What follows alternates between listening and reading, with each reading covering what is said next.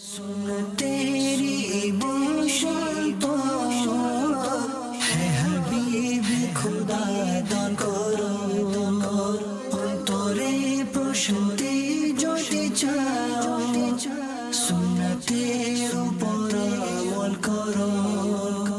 अल्हम्दुलिल्लाहि रब्बिल आलमीन वस्सलातु वस्सलामु अला सय्यिदिल मुरसलीन अम्मा बाद फ़अऊज़ु बिल्लाहि मिनश शैतानिर रजीम बिस्मिल्लाहिर रहमानिर रहीम अस्सलातु वस्सलामु अलैका या रसूलल्लाह व अला आलिका व स्वहाबिका या हबीबल्लाह अस्सलातु वस्सलामु अलैका या नबीअल्लाह व अला आलिका व स्वहाबिका या नूर अल्लाह। প্রিয় মদিনী চ্যানেলের দর্শকবৃন্দ, দুরূদ শরীফ পাঠ করার অসংখ্য ফজিলত এবং বরকত রয়েছে।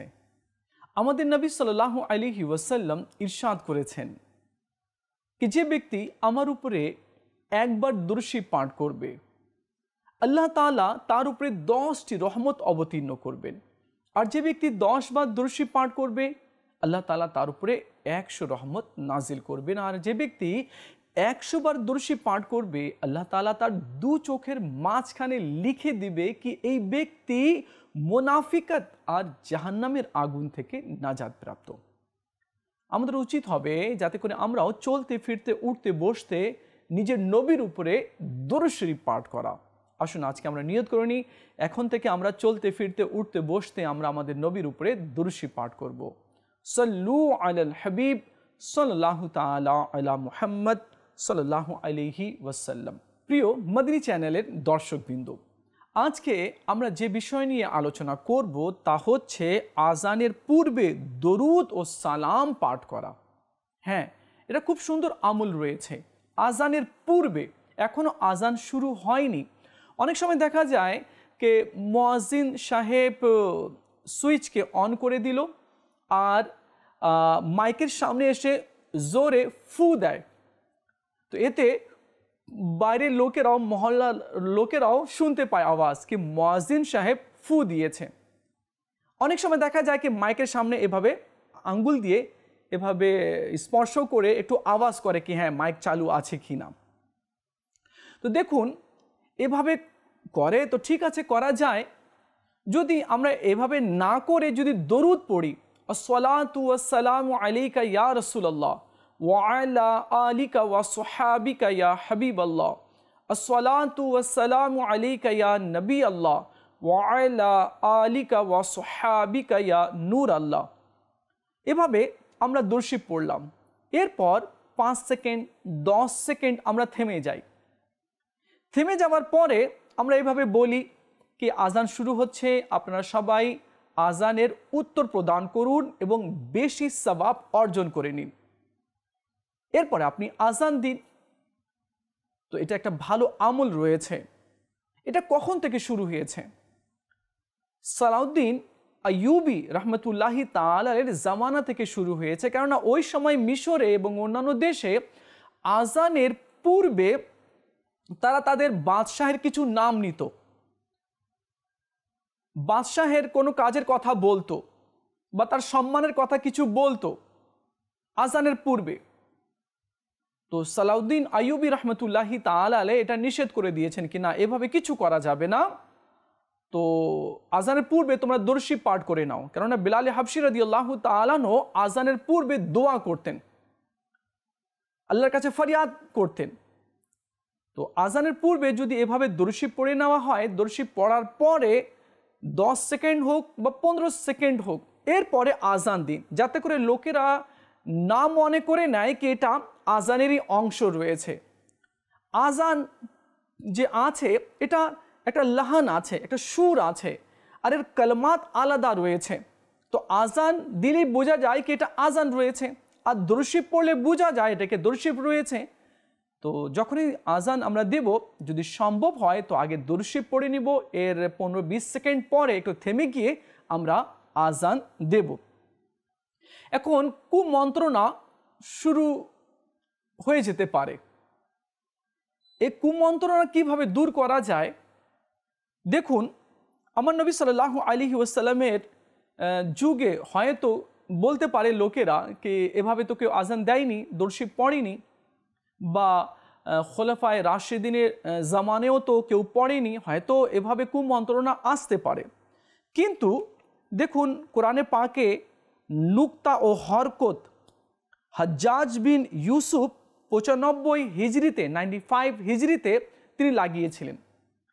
কেননা আমরা আজমি আছি, আরবের লোকেরা তো ভালোভাবে কোরআন জানে, তো সেখানে জবর, জের, পেশ, নুক্তা, তো সেখানে তো যদি না থাকে তারপরে সেখানকার লোক পড়ে নিতে পারে। কিন্তু যারা আজামি আছে, আমরা যারা আছি এখানে, তো আমাদের সুবিধার্থে কোরআনে পাকের মধ্যে হাজ্জাজ বিন ইউসুফ এটা 15 হিজরিতে তিনি এটা শুরু করেছেন কিনা, জবর দেওয়া হোক, জেরও দেওয়া হোক, পেশও দেওয়া হোক, কমাও দেওয়া হোক, তো এভাবে করে তিনি শুরু করেছেন। তো আমার নবী সাল্লাল্লাহু আলাইহি ওয়াসাল্লাম তো শুরু করেননি। তো এখন কোরআনে পাকের মধ্যে এভাবে জবর জের দিয়ে দেওয়া হয়েছে, তাহলে কি এটা ঠিক হলো? হ্যাঁ, ঠিক হলো, যাতে করে মানুষ কোরআন ভালোভাবে বুঝতে পারে। আমরা যারা আরবি না, আমরা যারা আজামি আছি, আমরা যাতে কোরআন বুঝতে পারি এবং কোরআন যাতে পড়তে পারি, যার কারণে এই ব্যবস্থা করা হয়েছে। তারপরে দেখুন, মেহরাব প্রথমে ছিল না। মসজিদে যে মেহরাব একটা যে জায়গা বানানো হতো এভাবে করে মেহরাব, তো আমার নবী সাল্লাল্লাহু আলাইহি ওয়াসাল্লামের জামানায় ছিল না। এটা ওয়ালিদ মারওয়ানির যুগে সৈয়দনা ওমর ইবনে আব্দুল আজিজ রাদিয়াল্লাহু তাআলা আনহু তৈরি করেছিলেন। আজ দেখে নেন দুনিয়াতে যত মসজিদ আছে সকল মসজিদের মধ্যে আপনি মেহরাব পাবেন, অথচ আমার নবী সাল্লাল্লাহু আলাইহি ওয়াসাল্লামের জামানায় এটা ছিল না। তাহলে কি এটা কি ভুল হলো? না, ভুল হয়নি। তারপর আপনি দেখে নিন যে 4 তরিকার 4টি সিলসিলা, কাদিরিয়া, নকশবন্দিয়া, সোহরওয়ার্দিয়া, চিশতিয়া, তো এইভাবে যে 4 সিলসিলা রয়েছে, তো আমার নবী সাল্লাল্লাহু আলাইহি ওয়াসাল্লামের জামানায় এটা ছিল না, কিন্তু এখন আছে। আলহামদুলিল্লাহ, এতে উপকারও হচ্ছে, লোকেরা দিনের পথে আসছে, দিন বোঝার চেষ্টা করছে। সুন্নি মাশায়েখে ইজামগণ তাদেরকে নবী সাল্লাল্লাহু আলাইহি ওয়াসাল্লামের সুন্নতের পথে, তারপরে জিকিরের দিকে তারা নিয়ে আসছে, লোকদের সংশোধন করছে, এটা ভালো রয়েছে। তো কাদিরিয়া, নকশবন্দিয়া, সোহরওয়ার্দিয়া, চিশতিয়া, তো মাশাআল্লাহ আযজা ওয়া জাল ইনারাও কাজ করছে, তরিকাতের বুজুর্গানে কিরাম যারা আছে তারাও কাজ করছে। তো আমার নবী সাল্লাল্লাহু আলাইহি ওয়াসাল্লামের জামানায় এটা ছিল না, কিন্তু পরে হয়েছে, ভালো এটা। এরপরে দেখুন আমার নবী সাল্লাল্লাহু তাআলা আলাইহি ওয়াসাল্লাম কি ইরশাদ করেছেন, এই হাদিসে পাক খুব নোট করার মতো রয়েছে। আমার নবী সাল্লাল্লাহু আলাইহি ওয়াসাল্লাম ইরশাদ করেন, যে ব্যক্তি মুসলমানদের মধ্যে কোনো ভালো প্রথা চালু করে এবং এ প্রথা অনুযায়ী আমল করা হয়, তবে আমলকারীর সমপরিমাণ সওয়াব তার আমল নামাতে লিখে দেওয়া হবে এবং আমলকারীর সওয়াবের মধ্যে ঘাটতি হবে না। সহিহ মুসলিম শরীফ খণ্ড 2 পেজ হচ্ছে 341। আগে মসজিদ মাটির ছিল, আগে এমন ডেকোরেশন ছিল না, এখন টাইলস লাগানো হচ্ছে, সুন্দর জায়নামাজের মতো টাইলস রয়েছে, আর সুন্দর সুন্দর মসজিদের মধ্যে বাতি লাগানো হচ্ছে, এসি লাগানো হচ্ছে, আর সুন্দরভাবে রং করা হচ্ছে। আমার নবী সাল্লাল্লাহু আলাইহি ওয়াসাল্লামের জামানায় ছিল না, কিন্তু এখন আছে, ভালো কথা, আলহামদুলিল্লাহ। দেখুন একটি হাদিসে কারিমা আরও আপনাকে আমি বলছি।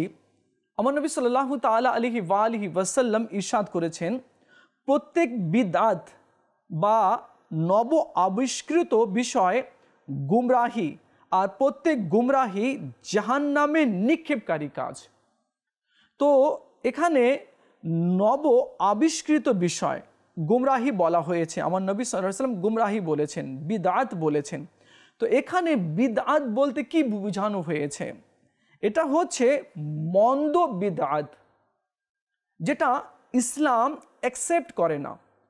মন্দ বিদআত বলতে মসজিদের মধ্যে জুয়া খেলা, মসজিদের মধ্যে রাজনীতির কথা বলা, মসজিদের মধ্যে তাস খেলা, এমন মন্দ বিদআত যেটা ইসলাম এবং সুন্নাতের বিপক্ষে রয়েছে, এটা হচ্ছে মন্দ। উদাহরণস্বরূপ দেখুন কে আমার নবী সাল্লাল্লাহু আলাইহি ওয়াসাল্লামের জামানায় মসজিদ টাইলসের ছিল না, এসি ছিল না, ফ্যান ছিল না, এমন সুন্দর সুন্দর লাইটও ছিল না, কিন্তু এখন হয়েছে। আমার নবী সাল্লাল্লাহু তাআলা আলাইহি ওয়াসাল্লাম বা সাহাবা কেরাম কি বলেছেন কি তোমরা এইভাবে করো, এইভাবে করো? বলেননি। কিন্তু তারপরেও দেখা গেছে না এখন এটা দরকার আছে, তো আলহামদুলিল্লাহ মানুষরা করছে, মসজিদ আরো সুন্দর দেখাচ্ছে, এটা ভালো রয়েছে। আগেকার লোকেরা হজে যেত, গাধার উপরে চড়ে, উটের উপরে চড়ে, তারপরে ঘোড়ার উপরে চড়ে যেত। আর আমাদের বাংলাদেশ থেকে আগে পানির জাহাজে যেত, তো এখন তো প্লেনে যাচ্ছে। তাহলে প্লেনে যাওয়াটা কি এটা কি অবৈধ হয়ে যাবে? এটা কি মন্দ হয়ে যাবে? না, এটা মন্দ হবে না, এটা ভালো, ঠিক আছে, যেতে পারে, সুবিধার্থে যেতে পারে। তো প্রিয় ইসলামী ভাইরা, নবী সাল্লাল্লাহু তাআলা আলাইহি ওয়াসাল্লাম এর উপর দুরূদ শরীফ পড়া নিশ্চয়ই এটা রহমত প্রাপ্তির একটি মাধ্যম রয়েছে। তো যখনই আজান হবে, যদি সম্ভব হয় তো আমরা আজানের পূর্বে দুরূদ শরীফ পড়ে নিব, এরপর 15 থেকে 20 সেকেন্ড আমরা ওয়েট করে এরপরে আমরা আজান দিয়ে দিব। তো ইনশাআল্লাহ আজ্জা ওয়া জাল অনেক বরকত অর্জন হবে। আল্লাহ রাব্বুল আলামিন কোরআনে মজিদ ফুরকানে হামিদের মধ্যে ইরশাদ করেন, পারা 22 সূরা আহজাব, আয়াত হচ্ছে 56, অনুবাদ কনজুল ঈমান থেকে। আল্লাহ তাআলা ইরশাদ করেন, নিশ্চয়ই আল্লাহ ও তার ফেরেশতা দরুদ প্রেরণ করেন ওই অদৃশ্য বিষয় বর্ণনাকারী নবীর উপর। হে ঈমানদারগণ, তার উপর দরুদ ও বেশি পরিমাণে সালাম প্রেরণ করো। সুবহানাল্লাহ। এখানে আল্লাহ তাআলা ইরশাদ করছেন কি আমি আল্লাহ নিজে এবং আমার ফেরেশতা দরুদ প্রেরণ করি ওই অদৃশ্য বিষয় বর্ণনাকারী নবীর উপরে। ফেরেশতাও দরুদ পড়ে। এরপর আল্লাহ তাআলা ঈমানদারদেরকে নির্দেশ দিচ্ছে, হে ঈমানদারগণ, তার উপর দরুদ ও বেশি পরিমাণে সালাম প্রেরণ করো। এখানে কখন পড়তে হবে, বসে পড়তে হবে, দাঁড়িয়ে পড়তে হবে, শুয়ে পড়তে হবে, এভাবে তো বলা হয়নি।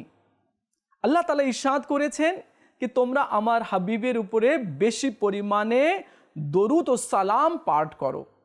তো এখানে তো বলা হয়নি কি বসে পড়তে হবে, এখানে বলা হয়নি কি দাঁড়িয়ে পড়তে হবে। হ্যাঁ, কোথায় পড়া যাবে না তো এটা তো কিছু তো বোঝা যায়। যেমন কেউ বাথরুমে গেল, তো কি বাথরুমে কি পড়তে পারবে? এটা তো বিবেক এটা আসে না, এখানে পড়া যাবে না। এমন জায়গায় আছে যেটা অপছন্দনীয় জায়গা রয়েছে, নাপাক জায়গার মধ্যে পড়ে রয়েছে, কি সেখানে সে পড়বে? কখনো সে পড়বে না। তো এটা তো বোঝা যায়। তো আল্লাহ রাব্বুল আলামিন এটা বলেনি কি কোন সময় পড়তে হবে, কোন সময় পড়া যাবে না। যেমন মনে করুন আমি এখন দোয়া করছি, আর এখন 9:50 হচ্ছে, আমি দোয়া করছি। এখন কেউ যদি বলে যে আপনি 9:45 আপনি দোয়া করছেন, কেন করছেন? আল্লাহ নবী সাল্লাল্লাহু আলাইহি ওয়াসাল্লাম কি করেছেন? তো এভাবে কেউ যদি প্রশ্ন করে তাহলে এটা কেমন লাগে না? কেননা আল্লাহ তাআলা ইরশাদ করেছেন যে তোমরা চাও আমি দেব, বান্দা তোমরা আমার কাছে চাও, প্রার্থনা করো, দোয়া করো, আমি কবুল করব, আমি দেব। এখানে আল্লাহ তাআলা বলেনি কি তুমি এমন সময় দোয়া করবে, এমন সময় দোয়া করবে না, এমন তো কিছু বলা হয়নি। তো শুধু শুধু প্রশ্ন করা এবং প্রশ্নকে ছড়িয়ে দেওয়া এটা ঠিক নয়। তো আল্লাহ তাআলা যখন ইরশাদ করেছেন কি আমার হাবিবের উপরে দরুদ ও সালাম প্রেরণ করো, তো সময় নির্ধারণ করেনি। তো আমরা যখন ইচ্ছে আমরা আমাদের নবীর উপরে দরুদ পড়তে পারি, সালাম পড়তে পারি। এবং দরুদ ও সালাম পড়ার অনেক ফজিলত রয়েছে।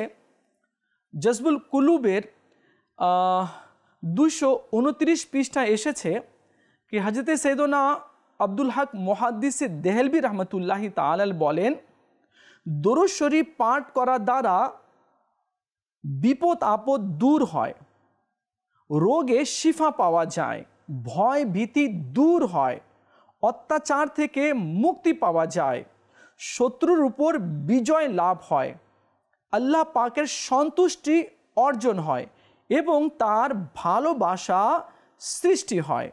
ফেরেশতা তার আলোচনা করে, পাঠকারী আনন্দিত থাকে, বরকত অর্জিত হতে থাকে, বংশানুক্রমিকভাবে 4 বংশ পর্যন্ত বরকত অব্যাহত থাকে। সুবহানাল্লাহ। আপনারা শুনলেন कि আব্দুল হক মুহাদ্দিস দেহলভী রহমতুল্লাহি তাআলা আলাইহি দরুদ শরীফের চমৎকারভাবে তিনি ফজিলতগুলো ইরশাদ করেছেন। আমি যদি দরুদ শরীফ পড়ি আমি বরকত লাভ করতে পারবো আমার জীবনে। তো আমি যে দরুদ শরীফ পাঠ করেছি, আমি নিজের জীবনে আমি বরকত পেয়েছি, তো আমার সন্তান যে হবে তো আমার দরুদ পাঠ করার কারণে সে বরকত লাভ করতে পারবে। সে যখন মারা যাবে তো আল্লাহ তাকে বরকত, তার সন্তানকে বরকত দিবে। বলা উদ্দেশ্য হচ্ছে কি 4 বংশ পর্যন্ত আল্লাহ তাআলা বরকত অব্যাহত রাখবে। তো দরুদ শরীফ আমাদেরকে বেশি বেশি পড়া উচিত। যে ব্যক্তি নবী সাল্লাল্লাহু তাআলা আলাইহি ওয়া আলিহি ওয়াসাল্লাম এর রওজা পাকে গিয়ে সালাম দেয়, আসসালাতু ওয়াসসালামু আলাইকা ইয়া রাসূলুল্লাহ, অথবা নবী সাল্লাল্লাহু আলাইহি ওয়াসাল্লামের উপরে সালাম পাঠ করে, তো নবী সাল্লাল্লাহু আলাইহি ওয়াসাল্লাম ওই সালামের উত্তর প্রদান করে থাকেন। সুবহানাল্লাহ। হযরত সাইয়েদনা ইবনে ওয়াহাব রাদিয়াল্লাহু তাআলা আনহু থেকে বর্ণিত कि हजरते सैयदुना काब रदियल्लाहु ताला अन्हु उम्मुल मोमिनीन हजरते आयशा सिद्दीका रदियल्लाहु ताला আনহার খেদমতে উপস্থিত হলেন। তিনি এভাবে আরজ করলেন যে প্রত্যেক দিন 70,000 ফেরেশতা নবী রহমত শফি উম্মত মুস্তাফা জানে রহমত সাল্লাল্লাহু আলাইহি ওয়াসাল্লামের রওজা পাকের কাছে আসে এবং নিজের পাখাগুলো বিছিয়ে দেয় এবং মাহবুবে করিম সাল্লাল্লাহু আলাইহি ওয়াসাল্লামের নুরানি দরবারে দরুদ ও সালাম পাঠ করতে থাকে। যখন সন্ধ্যা ঘনিয়ে আসে তখন সেই 70,000 ফেরেশতা চলে যায়, সন্ধ্যায় আবার 70,000 ফেরেশতা আসে, তারাও রওজায়ে রসুলকে ঘিরে নেয় আর দরুদ ও সালাম পড়তে আরম্ভ করে দেয়। সুবহ সাদিক পর্যন্ত তারা পড়ে, আবার সেই ফেরেশতা চলে যায়। কিয়ামত পর্যন্ত এই ডিউটি, এই কাজটা চলতেই থাকবে। একবার যে ফেরেশতা আসলো রওজায়ে রসুলে দরুদ ও সালাম পাঠ করার জন্য, সেকেন্ড টাইম বা থার্ড টাইম তাকে আর সুযোগ পাওয়া যাবে না, অর্থাৎ কিয়ামতের সকাল পর্যন্ত আর সুযোগ পাওয়া যাবে না। আল্লাহ তাআলা তার মাহবুবের দরবারে, আল্লাহ তাআলা তার মাহবুবের রওজাতে 70,000 করে ফেরেশতা, নতুন নতুন ফেরেশতা পাঠিয়ে তার মাহবুবের দরবারে দরুদ ও সালামের মেহফিল আল্লাহ তাআলা সাজায়। তো আমরা তো অনেক সৌভাগ্যবান আছি, আমরা বারবার দরুদ পড়তে পারি এবং বারবার আমরা নবী সাল্লাল্লাহু আলাইহি ওয়াসাল্লামের রওজা পাকে গিয়ে আমরা হাজিরিও দিতে পারি। এটা ভাগ্যের দরকার আছে আর দোয়ারও দরকার আছে। আমরা দোয়া করি যাতে করে আল্লাহ তাআলা আমাদেরকেও তার মাহবুব সাল্লাল্লাহু আলাইহি ওয়াসাল্লামের রওজা পাকের একবার দিদার করিয়ে দেয়, তার ঘরেরও যাতে জিয়ারত করার এবং তওয়াফ করার আল্লাহ তৌফিক দিয়ে দেয়। আমরাও যাতে তার মাহবুব সাল্লাল্লাহু আলাইহি ওয়াসাল্লামের রওজা পাকে দাঁড়িয়ে সালাম দিতে পারি, এতটুকু আল্লাহ তাআলা আমাদের ভাগ্যে যাতে লিখে দেয়। আমিন। প্রিয় ইসলামী ভাইয়েরা আর মদিনী চ্যানেলের দর্শকবৃন্দ, যে ব্যক্তি বেশি পরিমাণে দরুদ শরীফ পাঠ করবে আল্লাহ তাআলা তার অভাব দূর করে দিবে, তার কবরকে আলোকিত করে দিবে। কিয়ামতের দিনে সে আরশের ছায়া পাবে, হাউজে কাউসারের জাম আল্লাহ তাআলা তাকে দান করবে, শাফাতে মুস্তাফা সে লাভ করতে পারবে এবং পুলিশের রাজ সে বিদ্যুৎ গতিতে পার হতে পারবে। হজরতে আবু আবদুল্লাহ মোহাম্মদ বিন সুলেমান জাজুলি রহমতুল্লাহি তাআলা আলাইহি দরুদ শরীফের কিতাব দালালুল খৈরাত লিখেছেন। তার মৃত্যুর ৭৭ বছর পর তার শরীর মুবারক কোস নামক স্থান থেকে মরক্কোয় নিয়ে যাওয়ার জন্য কবর থেকে বের করা হলো। শরীর মুবারক একেবারে সহি সালামতে ছিল।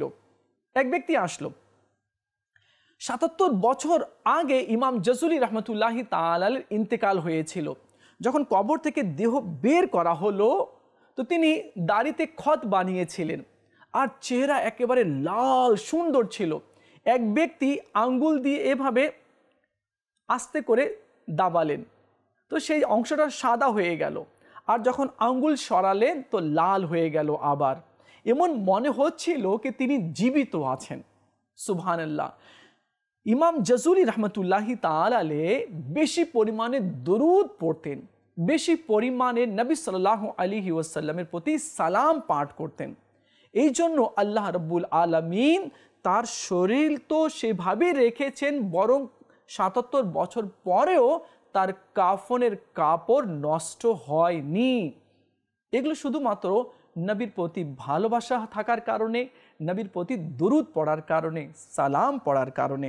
দেখুন প্রিয় ইসলামী ভাইয়েরা, আমার নবী সাল্লাল্লাহু তাআলা আলাইহি ওয়া আলিহি ওয়াসাল্লাম বলেন কি আমার মাজারে আল্লাহ তাআলা এক ফেরেশতাকে নিয়োগ করে দিয়েছে, আর সেই ফেরেশতাকে আল্লাহ তাআলা এত গুণ, এত ক্ষমতা, এত পাওয়ার দান করেছেন कि मशरिक ও मगरिब, शुमाल ও जुनूब, ডানে বামে আগে পিছে পুরো দুনিয়াতে কত মানুষ রয়েছে, কত মুসলমান রয়েছে। বাংলাদেশে রয়েছে, সাউথ আফ্রিকায় রয়েছে, চায়নাতে রয়েছে, অস্ট্রেলিয়াতে রয়েছে, আমেরিকাতে রয়েছে, জার্মানে রয়েছে, মরিশাসের মধ্যে রয়েছে, সাউথ আফ্রিকাতে রয়েছে, নেদারল্যান্ডে রয়েছে, কত মুসলমান রয়েছে, দুনিয়ার আনাচে কানাচে রয়েছে।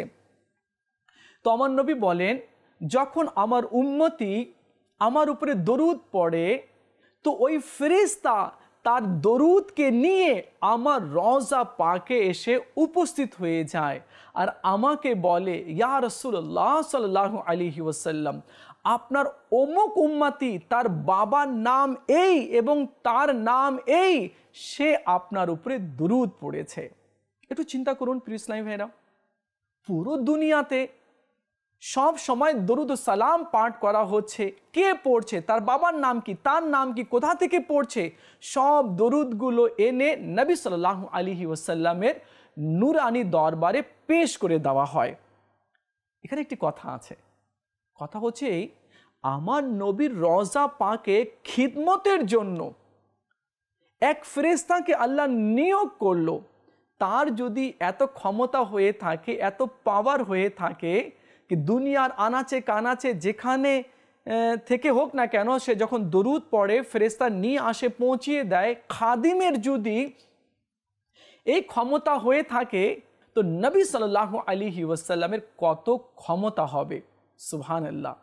আমার নবী সাল্লাল্লাহু তাআলা আলাইহি ওয়া আলিহি ওয়াসাল্লাম বলেন, যখন আমি নিজের মায়ের গর্ভে ছিলাম তো লহে মাহফুজে যে কলম চলতো, এই কলম চলার আওয়াজ, শব্দ আমি শুনতে পেতাম। সুলেমান আলাইহিস সালামের ব্যাপারে কোরআনে পাকের মধ্যে এসেছে কি 3 মাইল দূরে পিঁপড়া কি বলছে সুলেমান আলাইহিস সালাম শুনতে পেয়েছেন, আর সুলেমান আলাইহিস সালাম মুচকি হাসিও হেসেছিলেন পিঁপড়ার কথা শুনে। 3 মাইল দূর থেকে পিঁপড়া বলেছিল। আর এখানে আমার নবী বলছেন কি আমি মায়ের গর্ভে ছিলাম, লহে মাহফুজ কোথায় রয়েছে, 7 আসমানের উপরে রয়েছে, আর সেই লহে মাহফুজে যে কলম চলছে এর শব্দ আমি শুনতে পেরেছি। তো নবী সাল্লাল্লাহু আলাইহি ওয়াসাল্লামকে আল্লাহ রাব্বুল আলামিন অনেক ক্ষমতা, অনেক মর্যাদা আল্লাহ তাআলা দান করেছেন। হযরতে সাইয়েদনা হাফস বিন আব্দুল্লাহ রহমতুল্লাহি তাআলা আলাইহির বর্ণনায় এসেছে कि आमी इमामुल मुहद्दिसीन हज़रत अबू ज़ुरआ रहमतुल्लाहि ताला के স্বপ্নে দেখলাম যে তিনি প্রথম আসমানে ফেরেশতাদেরকে নিয়ে নামাজ পড়ছেন, ফেরেশতাদের ইমাম হয়ে আছেন।